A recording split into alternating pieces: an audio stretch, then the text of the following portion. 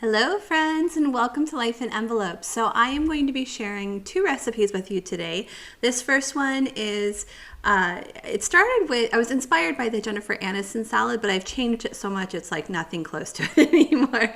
But the ingredients I have here is an English cucumber, green onions, 1 red bell pepper, 2 cans of chickpeas. I'm doubling the recipe. That's why I have 2 of a lot of things.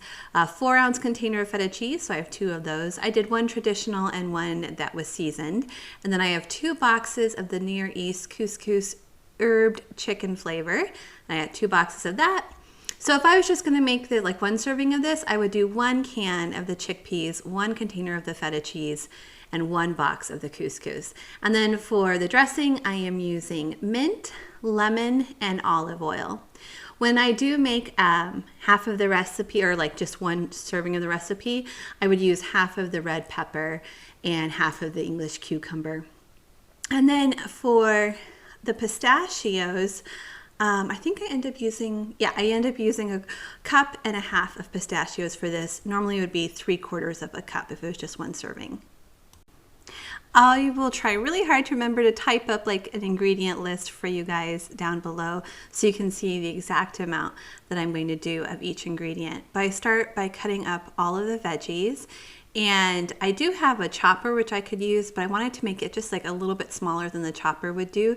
So I am going to cut it by hand. So I'm going to cut up the red pepper, the cucumber, and the green onions. This was actually a huge cucumber, so I ended up only using half of that cucumber for this whole recipe, where normally when I do a double batch like this, I would use the whole cucumber, but like I said, it's so big. And then for the green onions, I ended up using 3 sprigs of the green onions. Next, I'm going to drain and rinse the 2 cans of chickpeas, and then I will add them to the bowl with all the rest of the chopped veggies. Here I'm adding a cup and a half of the pistachios. Again, if I was just making like the half portion of this, it would be 3/4 of a cup instead of 1.5 cups. I'm going to give it another quick stir here. It's time to add the seasoning and the dressing, so I'm using mint. Now, if you can get fresh mint at your grocery store, I think that would be awesome. My grocery store didn't have fresh mint, so I ended up getting this freeze-dried mint, and I used quite a bit of it. And then I just sprinkled it on top, but you can see I used quite a bit of it. And then I'm going to sprinkle lemon all over the top, and then I'm going to also pour some olive oil all over the top. And then I will mix it all together. So I'm ready to add the couscous. I actually cooked this at the beginning of the recipe before I started chopping up all the vegetables. I cooked it right away because I wanted to put it in the refrigerator to cool off before I added all the ingredients together. The reason why I wanted it to be cool is I didn't want it to melt the feta cheese. Oh, I must not have recorded that, but I did add the 2 packages of feta cheese to this. You can see it in there. And so I'm combining the couscous, the feta cheese, and then all those chopped vegetables and that seasoning. I'm just combining everything together.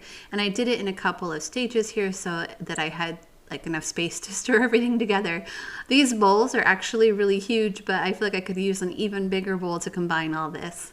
This was actually the side dish to our meal. We had chicken breast stuffed with broccoli and cheese from Sam's Club, and then this was the side, and my parents absolutely loved it. I already knew I liked it because I make it for myself all the time. I like meal prep it for myself and have it as lunches throughout the week, but on this particular occasion it was the side dish to our meal. Okay, so this next meal I'm going to share with you is a breakfast casserole that I made for my family on Christmas morning. We had breakfast casseroles, cinnamon rolls, and a fruit salad. So for the breakfast casserole, I'm going to use that whole block of cheese, 6 of those eggs, 6 slices of white bread. I am going to use 1 cup of milk. I didn't have the milk out, so I'm just using the measuring cup to show you that I'm going to do 1 cup of milk.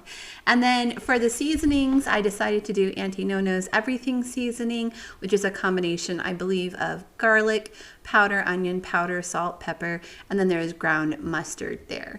I also use bacon bits, but I don't show it in this clip. So the first thing I'm going to do is spray my pan with PAM, or cooking spray, and unfortunately I used the wrong size pan for this meal. It should be the one smaller than this. I think, I forgot what it's called, but it should be the one that's smaller than this in size.